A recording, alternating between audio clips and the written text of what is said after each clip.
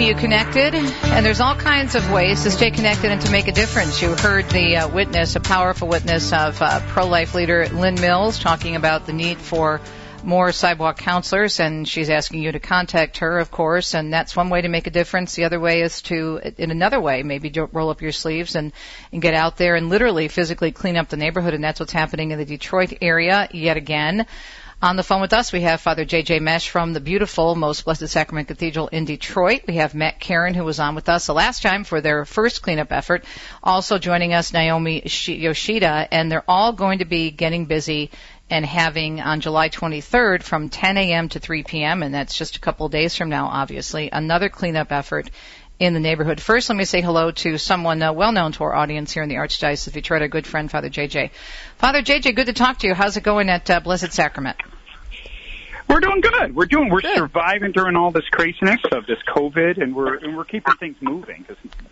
And what I love about this, Teresa, for all of you who are listening, Teresa and I had a second to share before I got on the radio here, and it's just been so overwhelming for folks, this whole experience. Yet what I love, and I just love this, and I just want to encourage all the listeners, don't give in. Don't give in to all this craziness. God is guiding us, and that's very clear here at the Cathedral. We're not letting anything stop us. So I love that, and we can get into that in a sec if you'd like. But sure. But what happened about, I don't know, maybe about 5 years ago, the Archbishop asked me, said, Father J.J., I need you to become the rector of the Cathedral, and I want you to make it an apostolic center.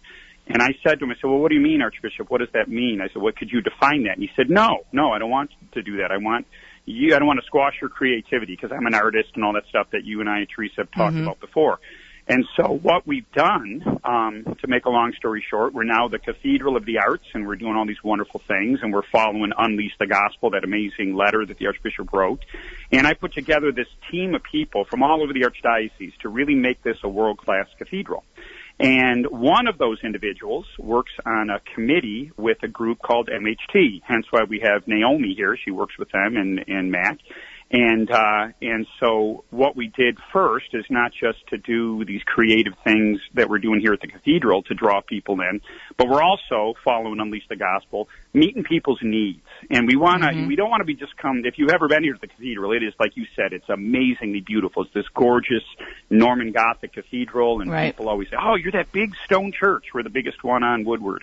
And what happens is we said, okay, it's great that we've got this gorgeous church, this gorgeous cathedral, and these experiences of the sacraments and all the wonderful things that we do here, but we need to go out. And we need to let at least the immediate neighborhood know at first, come on, we want you. We want you to know the love of Christ. And so we did that at the last cleanup fix-up, and we filled up, I think it was 5 or 6, Naomi and Matt can help us, 5 or 6, 40-foot dumpsters, and we cleaned things up, and we're meeting the neighbors, because I have a beautiful dog, and I'm always walking in the neighborhood handing out my cards saying, come and join us. And this is really putting, the rubber to the road and helping us to let them know, Christ wants you here. We're here to share the good news. Well, it makes the faith very real and shows how you care about people. Let's go to Mac. And Mac, fill us in on the details for July 23rd, first of all, in case folks want to join in. So the event is on July 23rd from 10 a.m. to 3 p.m., so it's the same time as last time at the Cathedral of the Most Blessed Sacrament. And this time we'll be attacking, maybe trying to clean up a few different parcels, both on the west side of the church and the east side of the church. And so we will be providing the same amount of equipment as last time, and we'll have the same amount as dumpsters. So we expect to put as much of a dent in and just clean up and help beautify the surrounding area and have a great time just like last time. And we'll also have the National Coney Island food cart, and this time we will also have Jersey Mike sandwiches as well. So there are a variety of food options for all the volunteers. Okay, so the volunteers will be fed and watered well. Naomi, what does it mean to you to be involved in this type of event, a really hands-on type of an event connected to the cathedral? I think it's really important for the community to have a way to make an impact that's visible right now, since we've all been kind of separated for a while also staying safe and outdoors, using COVID procedures, wearing masks and distancing, but also being together in a way that is importance to the health and preservation of the community. Yeah, but Father, it's so important. Naomi brings up a really good point. I was talking to a friend of mine yesterday, a fellow speaker, Kelly Walsh, and we were lamenting the fact that so many of our events are postponed as speakers because they don't want to have large gatherings, and the whole relation thing is so. I mean, if you think about it, it's so spiritual because, as Kelly says in her book, Created to Relate, I mean, we are meant for relationship, first with God and then secondly with each other. And so many people, I think, are still fearful. So an event like this, I think, as Naomi says, does so much in terms of it. You know, we're not buying into the craziest. We're still being careful, obviously, but we're allowing ourselves to still be part of the community and build relationships, which I think we have to do again. Amen. Amen. And that's what happened last time. I got so much prayer out of what happens. I don't believe in coincidence or luck. I think God works in everything. And so what I love is when I kind of reflect on my experiences and say, okay, God, what do you want me to learn from this? And that is the biggest thing that happened. A community was built. We had people from all over the archdiocese, and I'm glad Naomi mentioned that. We followed all the wonderful procedures. We had a petting zoo. We had, for the little kids and all of that. And what was wonderful, even my great-nephew, I had a 5-year-old great-nephew that was with us, and he was helping. So they came for part of the day, and you don't have to be there the whole day. You can come for as little or as much as you want. And I loved his response. He said, Uncle JJ, he said, this is the most awesome day. Everything's free, as he's covered in ice cream and he's eating a hot dog and all that.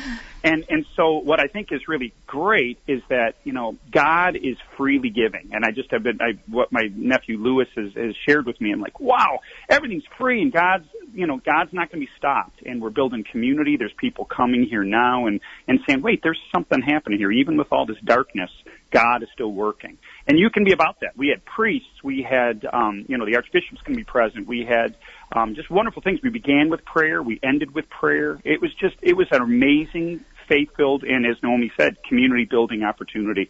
So I'd love to invite everybody, ask, why wouldn't I come? And we're going to be careful. We're going to be doing all these wonderful things, and I'm going to get my hands literally dirty, unleashing the gospel. And it was wonderful. You mentioned at the beginning of the interview, Father, you've been there 5 years already? That struck me. I'm like, 5 years. I thought it was just like last year that you were assigned there. It's crazy. Exactly. I know. Time flies. My goodness. Exactly. We've got wonderful things. Check out our website, which is cathedralaod.org. Come on in and check it out because we're still doing many things. Mm-hmm. And then what I love is all the bishops and everybody, they're using this space, this mother church, as an opportunity to continue to get the good news out. The Archbishop celebrates the live stream Mass on Sunday morning. I do a regular Mass at 11, and then we have rosaries and all that. And now we're really given these opportunities to actually put your faith into action. Which is really so powerful and such a witness. If you're just joining us, it's 8:43. It's a Monday morning, July 20th.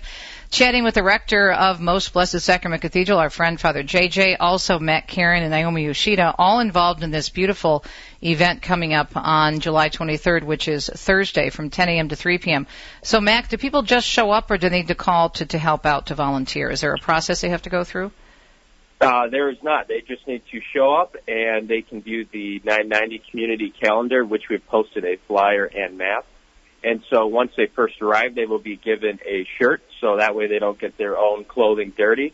And then it will be under the welcome tent. They will check in, and then there will be a crew there to help them understand how to use some of the equipment if they wish to use that, and they will bring them to the sites and help show them how they can help beautify the area in that specific little area around the cathedral.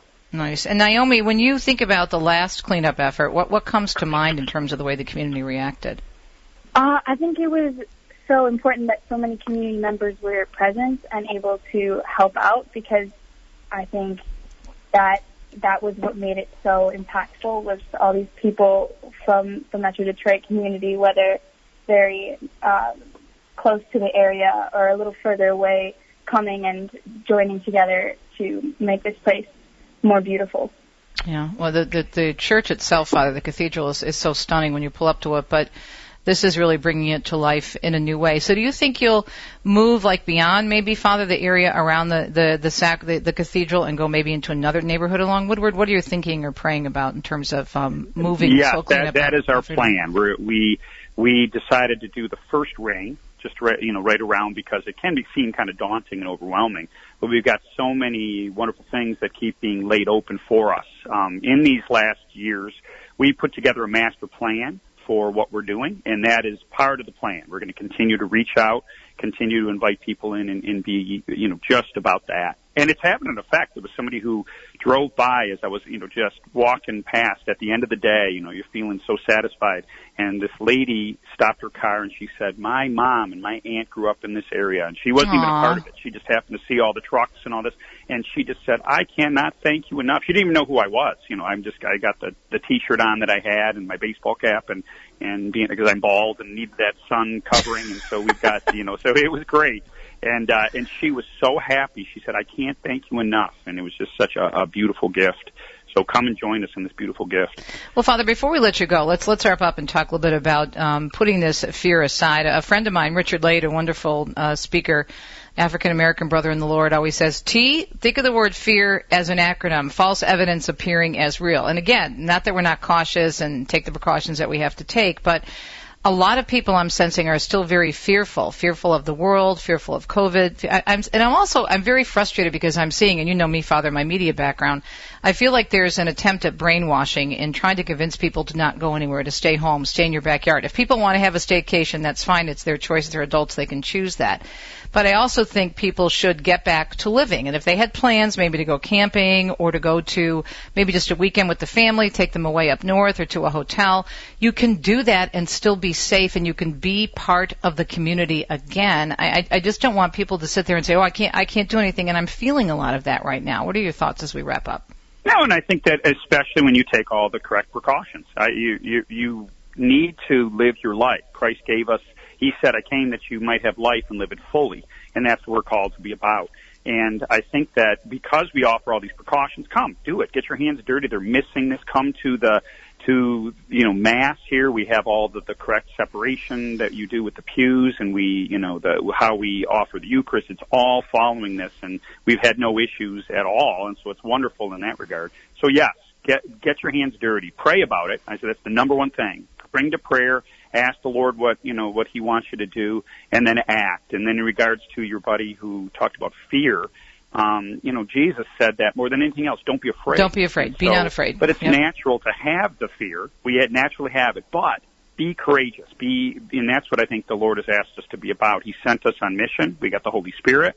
And courage is being afraid, but doing the right thing anyway. So what's the right thing? And that's kind of the key question we need to ask ourselves.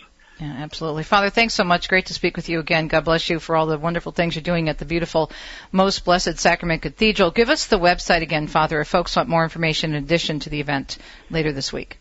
Cathedral.aod.org. All right. Or you can just Google Most Blessed Sacrament and it pops up. It's the first one that'll come up.